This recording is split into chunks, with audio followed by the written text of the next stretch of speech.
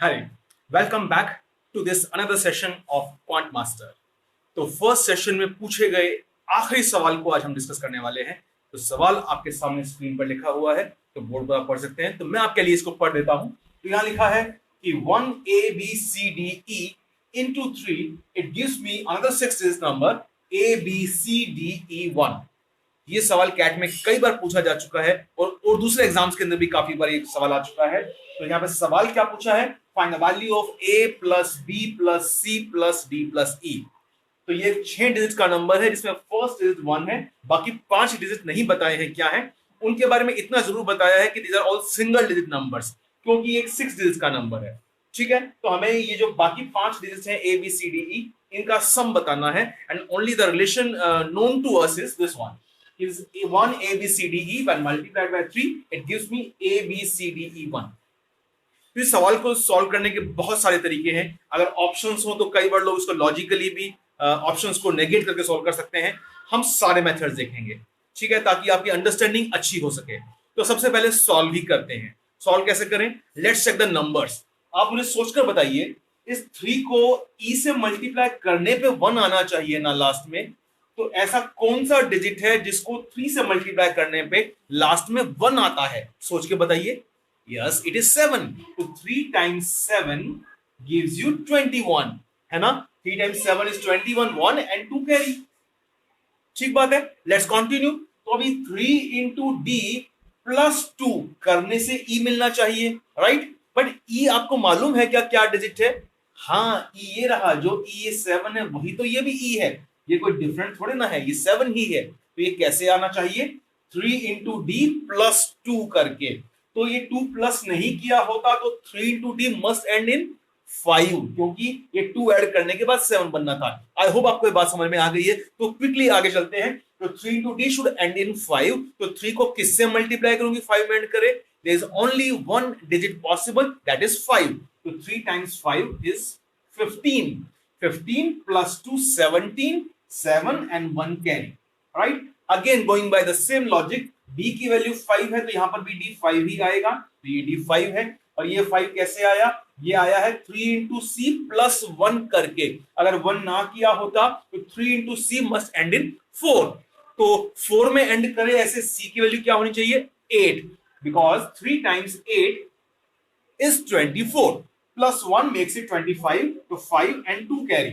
ठीक है ना। Going by the same thing again, ये सी 8 है तो ये सी भी 8 ही होगा। इसमें 2 लेस कर दूं तो 3 into B must end in 6। तो 3 को किससे मल्टीप्लाई करने में 6 पे एंड करता है, 2 से। तो 3 इंटू 2 मेक्स इट 6 प्लस 2 8। ठीक है, इस बार कुछ कैरी नहीं आया है। तो ये जो बी 2 था तो ये वाला बी भी 2 ही है। नाउ 3 इंटू ए मस्ट एंड इन 2। तो 3 को किससे मल्टीप्लाई करने पे 2 में एंड करेगा, यस 4 से। तो 3 टाइम्स 4 मेक्स इट 12, 12 का 2 एंड 1 कैरी। अब ये A4 है तो ये A भी 4 ही आना चाहिए। Let's check. तो 3 इंटू 1 3 प्लस 1 4, तो दैट्स करेक्ट। तो मतलब हमें आंसर मिल चुका है। We have got the values of all the 5 digits जिनका हमें सम निकालना था। You can easily answer this question now. ठीक है, तो ऐड कर लेते हैं। तो 4 plus 2 6, 6 plus 8 it is how much, 6 plus 8 is 14, 14 plus 5 is 14 plus 6 plus 8 14, 14 plus 5 is 19 and 19 plus 7, तो 19 plus 7 कितना होगा, 26। तो 26 becomes the answer to this question। ठीक है, so this was one of the methods। और मेथड देखते हैं। जैसे मैंने एक और बात की, we can solve this question by using simple equation। we can create an equation। कैसे इक्वेशन लिख सकते हैं, देखिए जरा। तो ये जो नंबर था इसमें ये जो 1 है, this 1 is at position of 1 lakh.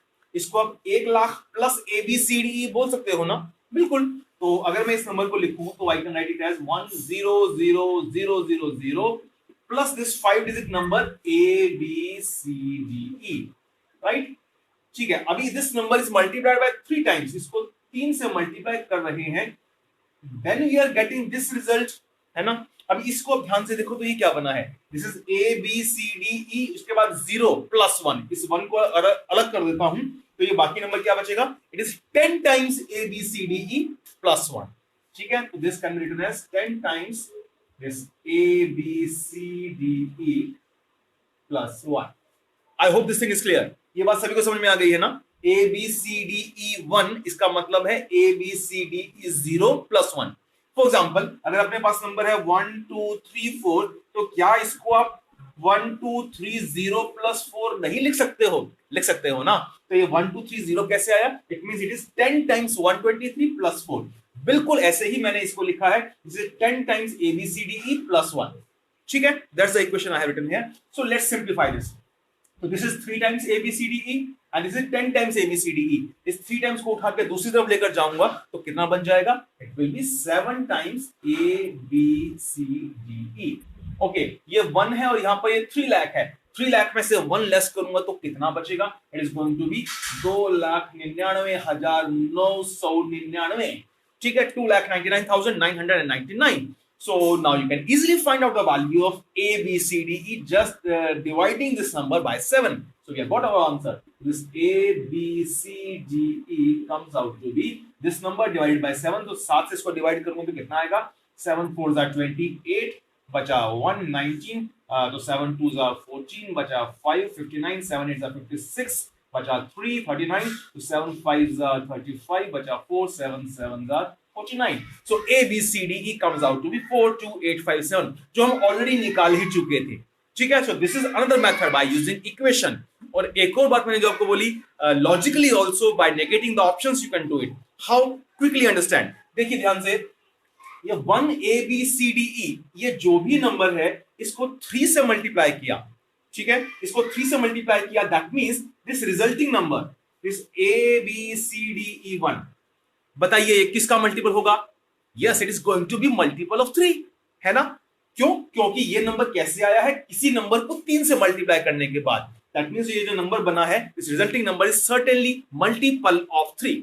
अब आप सब मुझे बताइए कि आप जानते हो कि कोई नंबर 3 का मल्टीपल है या नहीं? कैसे पता लगता है? यस, इसका sum of digits must be multiple of 3। मतलब इस नंबर का सम ऑफ डिजिट 3 का मल्टीपल होना चाहिए था।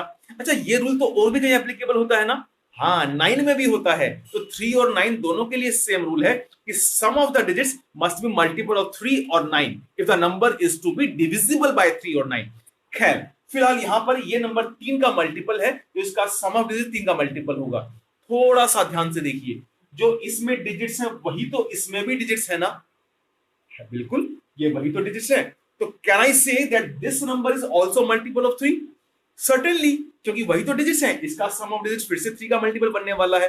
अब इस 3 के मल्टीपल नंबर को 3 से मल्टीप्लाई कर रहा हूं, तो अब ये जो मल्टीप्लाई करने पे वैल्यू आई, ये नंबर किसका मल्टीपल होगा? Certainly it is going to be multiple of 9। क्यों? क्योंकि ये नंबर 3 का मल्टीपल था, उसको फिर से 3 से मल्टीप्लाई किया, तो resulting number is multiple of 9। तो अगर ये नंबर 9 का मल्टीपल है तो इसका सम ऑफ डिजिट्स कैसा होगा? अभी हमने बात की थी, 9 का मल्टीपल ही होगा। तो that means A B C D E 1, इनका 6 डिजिट को जब आप ऐड करोगे तो इसका जो सम ऑफ डिजिट्स आएगा that is going to be multiple of 9। तो फिलहाल इन दिस केस क्वेश्चन पूछा था A plus B plus C plus D plus E।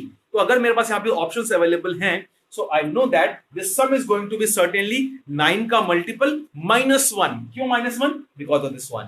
ठीक है, so answer we have got already, it is 26 in this case. I hope आपको ये सारी बात समझ में आ गई होगी। और अगर कहीं भी किसी भी पॉइंट पर डाउट है तो आप हमें कमेंट्स में पूछ सकते हैं या इस वीडियो को आप फिर से दोबारा देख सकते हैं।